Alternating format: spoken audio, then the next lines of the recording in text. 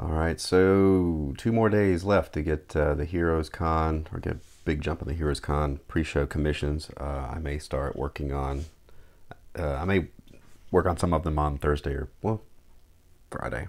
Thursday's the day I'm going to the show, so that's, a lot's not going to get done that day. So here is one that I was working on yesterday, and I penciled in Jetfire. This one out of the way here. One of the things about Jetfire I realized is I have a tendency to, when I initially sketch him, make him too thin. Usually the chest and shoulders I make too thin. If you do that, the entire figure looks too thin. And if you want your robot to look strong and powerful, you need to have a wide chest and broad shoulders. So I didn't draw his hand yet. But so yeah, finally fleshed that out. I'll probably work on, I'll ink it and color it in tomorrow. And then I've got a DC Cain and Abel, which I've never drawn before, which is always nice when someone asks for something. If they give me a list and say pick one off of this page or off this list, I'll usually pick something I've never drawn before. So just trying to get that one all laid out. So that's kind of what's going on leading up to the show. Shows are pretty exhausting, so I'm trying to pace myself leading into the show so that I'm not just crashing. Well, I'll usually crash the day after when I get back. So hopefully I will be able to stay busy at the show. Heroes Con is usually pretty busy. The show has gotten a lot bigger than it was when I first started. When I first started, if you've been to Heroes Con in the last, I don't know, 3 or 4 years, it is double the size it was back when I started going to the show. And I've only been doing the show since 2000. I mean, the show's been around for a long time, but I always thought it was a huge show, but now it really is. Every artist, it seems, is there. It's a great show to go around and get art and prints and things. Every show, like I've said before, has a different feel. There are art shows, there are print shows, there are shows you sell more books at. Every show just has this flow that is hard to pin down, but Heroes Con is an art and sketch show. And so is, I think Baltimore is. New York Comic Con is basically everything. People will buy everything there. I may be going to New York. They sent out the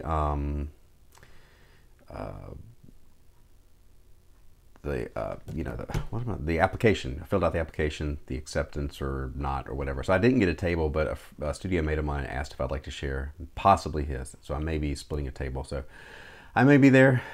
I may not. But I got my... once again, this guy, I've gotten the more use out of this toy for reference. Oh, man. I also wanted to talk a bit. Somebody asked about a good set of Copic markers to start with. If you're just getting into markers, I would suggest getting the Warm and Cool Gray, and you can get them in like a little. I think they came in this pack, carrying case thing. It has the blender on there too, the colorless blender, which I rarely ever use, and then it has a black, there it is. But the Warm and Cool Gray, 0 through 10, this will let you get a feel, if you just want to start with grays, for how they blend to get used to them. You can get them at dickblake.com or other places, but the Warm and Cool is a good starting point. When I first started doing markers, like I tried early on, and I used mostly Prismacolors, and I can look back at the stuff, and I really didn't get. There's so many different colors, and I think I was starting too dark. I would typically start with your lighter colors, obviously, because you can't lighten a marker. You need to start light and then work towards your darkest colors. But the way that I learned how to do markers was basically just do grays. Like for a year I did nothing but gray markers, and that let me get a feel for the marker. It let me figure out, just focus on value rather than the color. So With Copics, I would get the Copic markers. And Copic markers, they're more expensive than Prismacolor, but you can refill them. So this, I think this is about $6. This will last you a while.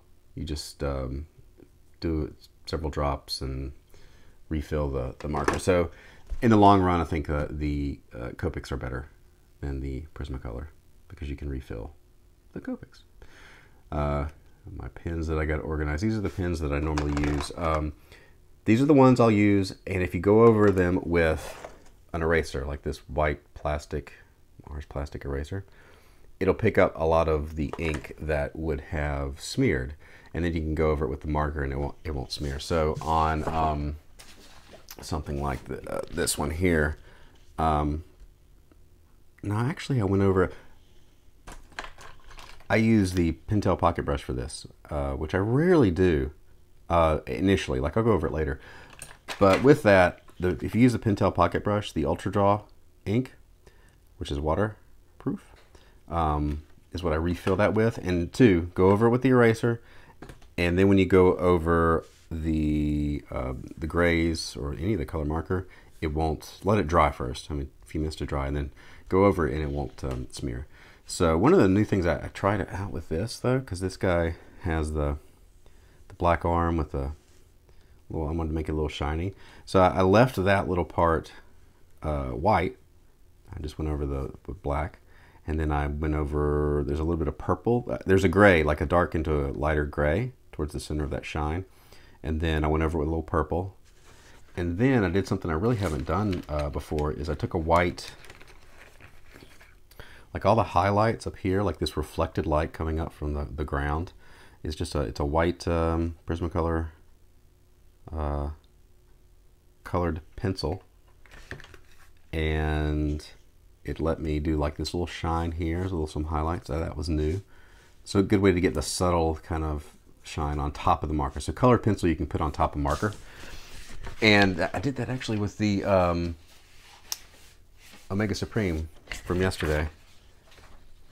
One of the things, so you saw the white, I also wanted a little bit of grime on him. There was something, a little bit of texture and grime, because he's a big robot. So I went over with a black, just fading in and out, like, especially around the feet, some dirt, maybe where the blaster is, and all the mechanical things, like there's some grime and things.